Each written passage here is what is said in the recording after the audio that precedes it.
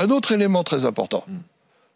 C'est la première fois dans l'histoire du monde qu'on a une épidémie mondiale, une pandémie, dont le 15 janvier, on identifie l'agent, que l'on peut suivre jour après jour sur l'ensemble de la planète.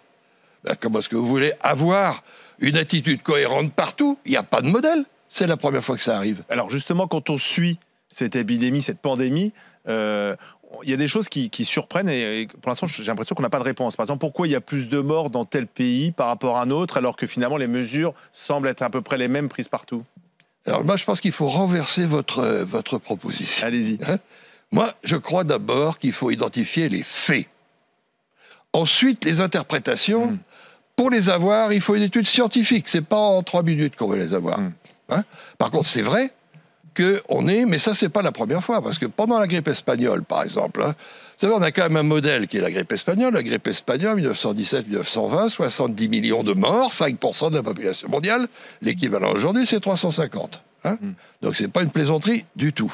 Mais d'un endroit à l'autre, c'était différent.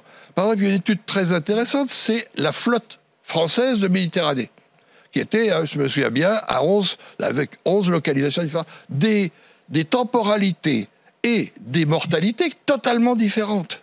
Là, c'est exactement ce qui se passe. Non seulement entre les pays, puisque vous avez... Moi, je crois qu'il ne faut pas compter les morts, il faut compter les morts plus les cas critiques. Parce que ça veut dire les cas graves.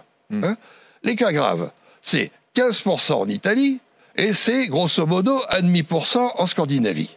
Bien, mais même en Italie, la région de Bolzano, c'est 4,9 et dans le Piémont, 21,2. C'est-à-dire que même en Italie, ça va de 1 à 4. Comment vous l'expliquez? Je vous ai expliqué tout à l'heure que je n'ai pas d'explication.